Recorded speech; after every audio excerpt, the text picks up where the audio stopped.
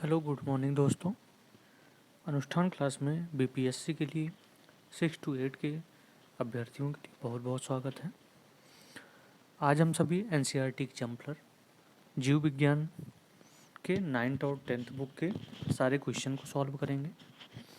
आपको लग रहा होगा ये क्वेश्चन क्यों करवाए जा रहे हैं, तो आप सीधे प्रीवियस पेपर अगर उठा के देखेंगे तो 9th-10th बुक से सीधे सीधे क्वेश्चन आपके क्वेश्चन पेपर में दिए गए हैं। तो आइए हम स्टार्ट करते हैं। जीवन की मौलिक इकाई है क्लास 9th के पहले चैप्टर। पहला क्वेश्चन है कि निम्नलिखित में से किसे क्रिस्टल के रूप में बनाया जा सकता है?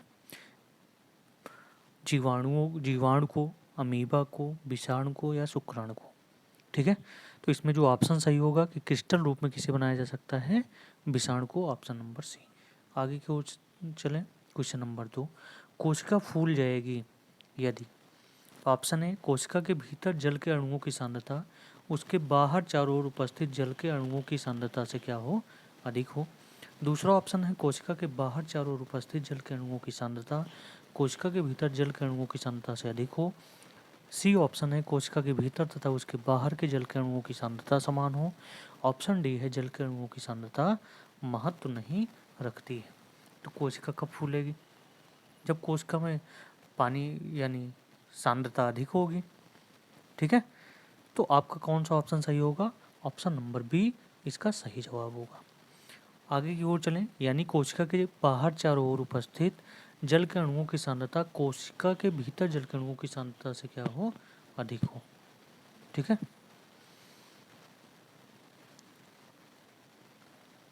तीसरे क्वेश्चन की ओर चलते हैं कि गुणसूत्र बने होते हैं। ऑप्शन है डीएनए से, बी ऑप्शन प्रोटीन से, ऑप्शन सी डीएनए और प्रोटीन से, ऑप्शन डी आरएनए से। ठीक है, क्वेश्चन 3 का जो सही जवाब है कि गुणसूत्र जो बने होते हैं डीएनए और प्रोटीन दोनों से बने होते हैं। आगे की ओर चलें। क्वेश्चन नंबर 4, इनमें से कौन सा कार्य राइबोसोम का नहीं है? यह प्रोटीन अणुओं के निर्माण में सहायता करता है, यह एंजाइम के निर्माण में सहायता करता है, यह हार्मोनों के निर्माण में सहायता करता है, यह मंड अणुओं के निर्माण में क्या करता है, सहायता करता है। ठीक है, तो राइबोसोम के अगर बारे में देखेंगे तो राइबोसोम में क्या होता है कि यह हार्मोनों के निर्माण में क्या होता है, सहायक होता है। साथ में यह मंड अणुओं के निर्माण में भी सहायक होता है। तो आपका तीसरा और चौथा ऑप्शन जिस भी ऑप्शन में होगा वो ऑप्शन सही जवाब होगा। इसका मतलब आपका ऑप्शन सी सही जवाब होगा, तीसरा और चौथा। यानी राइबोसोम हार्मोन का निर्माण करता है, राइबोसोम मंड के अणुओं के निर्माण में भी सहायक होता है। आगे की ओर चलें। क्वेश्चन नंबर 5, इनमें से किसका संबंध अंतर्द्रव्यी जालिका से नहीं है? ऑप्शन ए है, यह केंद्रक एवं कोशिका द्रव्य के बीच प्रोटीन के लिए अभिगमन चैनल की तरह कार्य करता है। ऑप्शन बी, यह कोशिका द्रव्य के विभिन्न क्षेत्रों के बीच पदार्थों को पहुंचाता है। ऑप्शन सी, यह ऊर्जा उत्पादन का स्थल हो सकती है। ऑप्शन डी, यह कोशिका की मुख्य जैविक रासायनिक क्रियाओं का स्थल हो सकती है। कह रहा है निम्न में से संबंध अंतर पृथ्वी जालिका से नहीं है, नहीं है। ठीक है, और यहाँ पे ऑप्शन आपका सी होना चाहिए। क्यों होना चाहिए? क्योंकि यहाँ पे लिखा है कि ऊर्जा का उत्पादन का स्थल, जबकि अंतःपृथ्वी जालिका ऊर्जा का उत्पादन नहीं करती। ऊर्जा का उत्पादन कौन करता है? माइटोकांड्रिया करता है। ठीक है, इसलिए ऑप्शन कौन सा सही होगा? ऑप्शन सी जो है इसका सही जवाब होगा, पांचवें का। आगे की ओर चलें। क्वेश्चन नंबर 6, परासरण की कुछ परिभाषाएं नीचे दी गई हैं, उन्हें सावधानी से पढ़िए और सही परिभाषा चुनिए। पहला, अर्धकार्यगम झिल्ली से जड़ के अणुओं का अधिक सांद्रता वाले क्षेत्र से निम्न सांद्रता वाले क्षेत्र की ओर जाना। विलायक अणुओं का अधिक सांद्रता से निम्न सांद्रता की ओर जाना। पारगम झिल्ली से होकर विलायक अणुओं का अधिक सांद्रता से निम्न सांद्रता वाले विलयन की ओर जाना। या चौथा है, अर्धपारगम झिल्ली से होकर विलेय अणुओं का निम्न सांद्रता वाले विलयन से अधिक सांद्रता वाले विलयन की ओर जाना। ठीक है, तो आपका जो सही जवाब होगा कि अर्धपारगम झिल्ली में क्या होता है कि जल के अणु अधिक सांद्रता से कम सांद्रता वाले क्षेत्र की ओर जाते हैं, इसलिए आपका ऑप्शन नंबर पहला सही जवाब है। आगे की ओर चलें। क्वेश्चन नंबर 7, पादप कोशिका में जीव द्रव्य कुंचन को किस तरह परिभाषित किया जाता है? ऑप्शन ए अल्प परासारी माध्यम में प्रद्रव्य झिल्ली का टूटना लयन। ऑप्शन बी है अल्प परासारी माध्यम में कोशिका द्रव्य का सिकुड़ना। ऑप्शन सी केंद्रक द्रव्य का सिकुड़ना। ऑप्शन डी इनमें से कोई नहीं। तो क्वेश्चन नंबर 7 में जो आपका सही जवाब होगा कि जीव द्रव्य कुंचन का मतलब है कोशिका द्रव्य का क्या होता है, सिकुड़ना होता है। ठीक है, केंद्रक द्रव्य का सिकुड़ना नहीं, कोशिका द्रव्य का सिकुड़ना होता है। इसलिए आपका ऑप्शन सही होगा ऑप्शन नंबर बी। अल्प परासारी माध्यम में कोशिका द्रव्य का सिकुड़ना क्या कहलाता है, जीव द्रव्य कुंचन कहलाता है। क्वेश्चन नंबर 8, निम्नलिखित में से चारों ओर एकल झिल्ली का आवरण होता है। Option A mitochondria, option B राजधानी, option C lysosome, option D लवक। ठीक है, तो एकल झिल्ली का जो आवरण होगा वो किसके चारों ओर होगा, राजधानी के चारों होगा। ऑप्शन नंबर बी सही जवाब है। आगे की ओर चलें, क्वेश्चन नंबर 9, गलत वाक्यों को चुनना है। पहला ऑप्शन है गाल्जी उपकरण लाइसोसोम के बनने में शामिल होता है। ऑप्शन बी है केंद्रक माइटोकॉन्ड्रिया एवं लवक में डीएनए होता है, इसलिए ये अपनी संरचनात्मक प्रोटीन बनाने में समर्थ होती हैं। तीसरा ऑप्शन माइटोकॉन्ड्रिया को कोशिका का पावर हाउस कहा जाता है क्योंकि इनमें एटीपी का उत्पादन होता है। ऑप्शन डी है कोशिका द्रव्य को प्रद्रव्य भी कहा जाता है। तो आप नीचे वाले 3 ऑप्शन देख रहे हैं वो बिल्कुल सही आंसर हैं और आपको ढूंढना क्या है, गलत जवाब। तो गाल्जी उपकरण लाइसोसोम के बनने में शामिल नहीं होता है और आपका ऑप्शन ए सही जवाब हुआ। आगे की ओर चलें, क्वेश्चन नंबर 10, सही वाक्य क्यों ढूंढिए। ऑप्शन ए लाइसोसोम में भरे हुए एंजाइम रुक्ष अंतरप्रद्रवी जालिका आरईआर से बने होते हैं। ऑप्शन बी रुक्ष अंतर्द्रव्यी जालिका एवं चिकनी अंतर्द्रव्यी जालिका क्रमशः लिपिड एवं प्रोटीन बनाती हैं। ठीक है, ऑप्शन सी अंतर्प्रद्रवी जालिका का कोशिका झिल्ली के नष्ट होने में संबंध है। ऑप्शन डी यूकैरियोटिक केंद्रक के केंद्रक द्रव्य में केंद्रकाव होता है। ठीक है, तो यहाँ पर आपका ऑप्शन जो सही जवाब होगा कि लाइसोसोम से भरे हुए एंजाइम रुक्ष अंतर्प्रद्रवी जालिका आरईआर से क्या होते हैं, बने होते हैं। तो ऑप्शन नंबर ए सही जवाब है।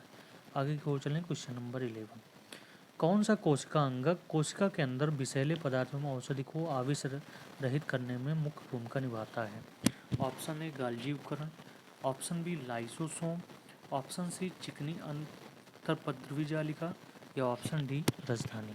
तो ऑप्शन 11 में जो सही आपका आंसर है कि चिकनी अंतर्प्रद्रवी जालिका जो होती है कोशिकांग के अंदर विषैले पदार्थों में औषधि को आविष रहित करने का कार्य करती है। क्वेश्चन नंबर 12, कोशिका झिल्ली के निर्माण के लिए आवश्यक प्रोटीनों एवं लिपिड का उत्पादन निम्नलिखित द्वारा किया जाता है। ऑप्शन है रुक्ष अंतर्प्रद्रवी जालिका, ऑप्शन बी गाल्जी उपकरण, ऑप्शन सी कोशिका झिल्ली या ऑप्शन डी माइटोकॉन्ड्रिया। ठीक है, तो लिपिड एवं प्रोटीन का उत्पादन भी कौन करेगा, ईआरसी करेगा, मतलब रुक्ष अंतर्प्रद्रवी जालिका करेंगी। तो ऑप्शन ए आपका सही जवाब है। आगे की ओर चलें, क्वेश्चन नंबर 13। क्वेश्चन नंबर 13 ये कहता है कि प्रोकैरियोट का परिभाषित केंद्रक क्षेत्र कहलाता है। ऑप्शन ए केंद्रक, ऑप्शन बी केंद्रिका, ऑप्शन सी न्यूक्लिक अम्ल, ऑप्शन डी केंद्रकाव। ठीक है, तो आपका सही जवाब क्या है, आपका ऑप्शन नंबर डी सही जवाब है, केंद्रकाव। प्रोकैरियोट का परिभाषित केंद्रक क्षेत्र कहलाता है क्या, केंद्रकाव कहलाता है। ठीक है, आगे की ओर चलें, क्वेश्चन नंबर 14।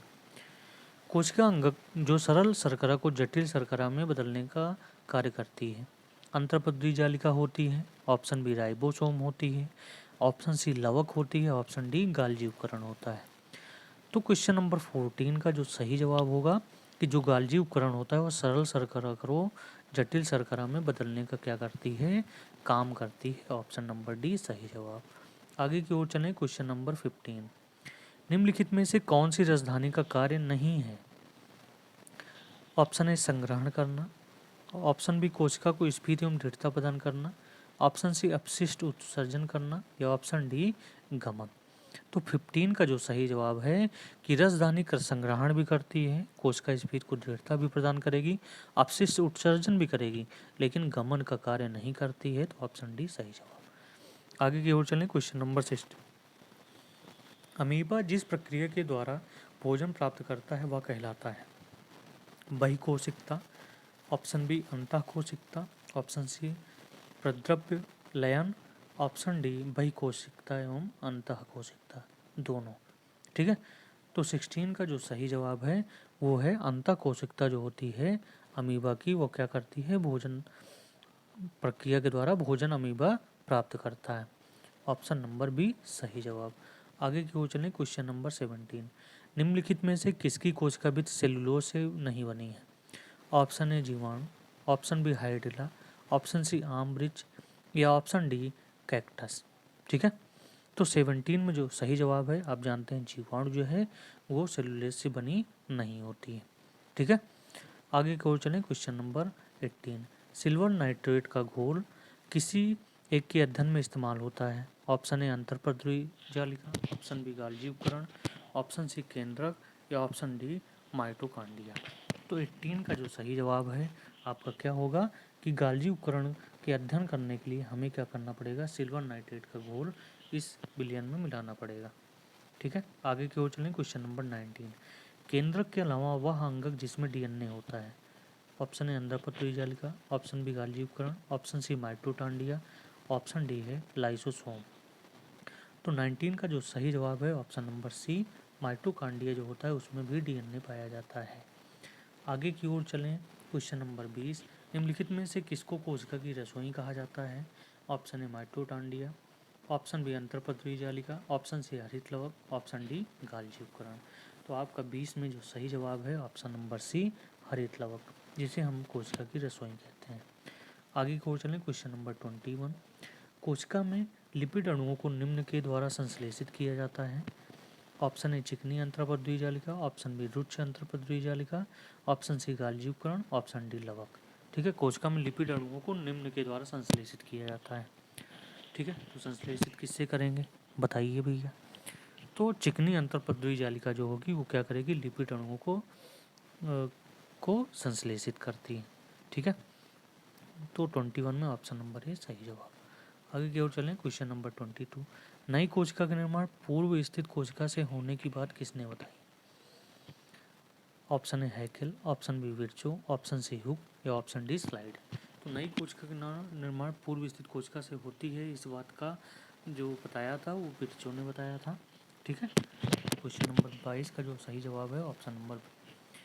ऑप्शन 23। कोशिका सिद्धांत निम्न द्वारा प्रतिपादित किया गया है? स्लाइडेन एवं स्वान द्वारा, विर्चो द्वारा, हुक द्वारा, हैकेल द्वारा।